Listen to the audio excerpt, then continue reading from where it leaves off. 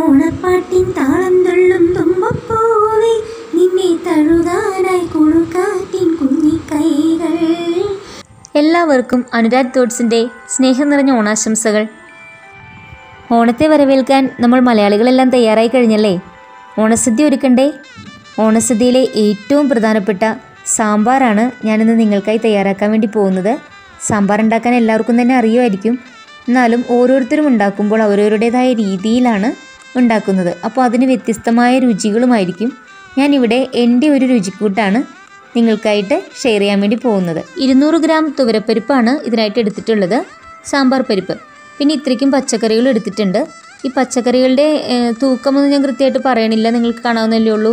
4 carrot അങ്ങനെ കുറേശ്ശെ പച്ചക്കറികളാണ് ഇതിനു വേണ്ടി ഉപയോഗിക്കുന്നത്.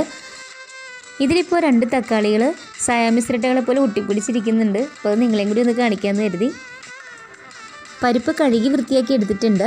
ഇതിലേക്ക് ഈ കാണുന്ന അളവിലുള്ള കായവും കൂടി ചേർത്ത് ആവശ്യത്തിന് വെള്ളവും കൂടി ചേർത്തിട്ട് വേവിച്ചെടുക്കാം കുക്കറിൽ.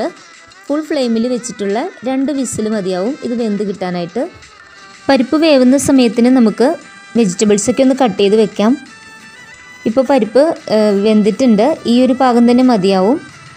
ഇതിലേക്ക് കുറച്ച് ചൂടുവെള്ളം കൂടി ചേർത്ത് ഒന്ന് മിക്സ് ചെയ്തതിന് ശേഷം ഈ വെജിറ്റബിൾസൊക്കെ, തക്കാളിയും വെണ്ടയ്ക്കയും സവാളയും ഒഴികെയുള്ള വെജിറ്റബിൾസൊക്കെ നമുക്ക് ഇതിലേക്ക് ചേർത്ത് കൊടുക്കാം.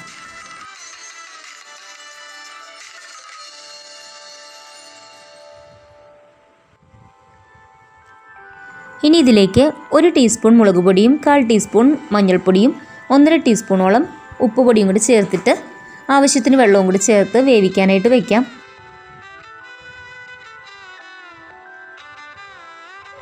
വെണ്ടയ്ക്കയും സവാളയും കൂടി ഒന്ന് വഴറ്റിയിട്ടാണ് വേവിക്കാൻ വേണ്ടി ചേർക്കുന്നത്. വെണ്ടയ്ക്കയുടെ ഈ നല്ലൊരു കളറ് അങ്ങനെ മങ്ങിപ്പോവാതിരിക്കാനും വെണ്ടയ്ക്ക വെന്ത് വരുമ്പോഴേക്ക് കറിയിൽ ഇങ്ങനെ നൂല് പോലെ വരാതിരിക്കാനും വേണ്ടിയിട്ടാണ് ഇങ്ങനെ വഴറ്റിയിട്ട് ചേർക്കുന്നത്. നല്ല നാടൻ തക്കാളി തന്നെ കിട്ടിയിട്ടുണ്ട്. ഇതുപോലെ നാടൻ തക്കാളി ഉപയോഗിച്ചിട്ട് സാമ്പാർ ഉണ്ടാക്കുമ്പോൾ ഒരു പ്രത്യേക ടേസ്റ്റാണ് സാമ്പാറിന്.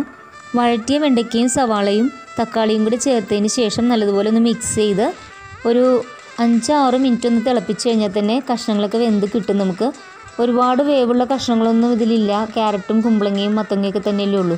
അപ്പോൾ അത് പെട്ടെന്ന് വേവും. അതിന് ശേഷം നമുക്ക് പൊടി ചേർത്ത് കൊടുക്കാം. കഷ്ണങ്ങൾ വെന്ത് കിട്ടിയിട്ടുണ്ട്. ഒരുപാട് ഉടഞ്ഞു പോകുന്നത് പോലെ വേവിച്ചെടുക്കരുത്. കഷ്ണങ്ങൾ പിന്നെ കുക്കറിലിട്ട് വേവിക്കുന്നതിനും ടേസ്റ്റ് ഇതുപോലെ സാധാരണ തന്നെ വേവിച്ചെടുക്കണതാണ്.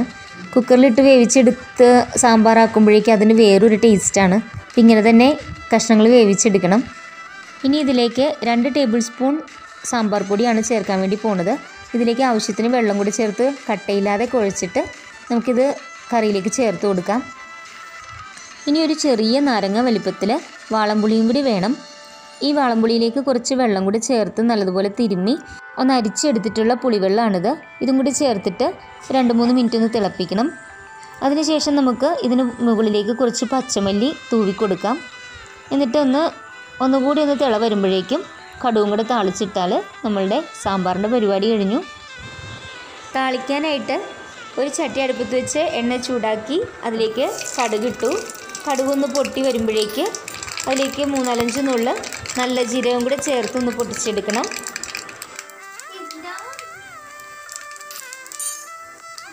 ഇനി ഇതിലേക്ക് നല്ല ഫ്രഷ് ആയിട്ടുള്ള കറിവേപ്പിലയും കൂടെ ചേർത്ത് താളിച്ച് 3-4 വറ്റൽമുളകും കൂടെ പൊട്ടിച്ചിട്ട് ഒന്ന് മൂപ്പിച്ചെടുക്കണം. എന്നിട്ട് ഇത് കറിയിലേക്ക് ചേർത്ത് കൊടുക്കാം.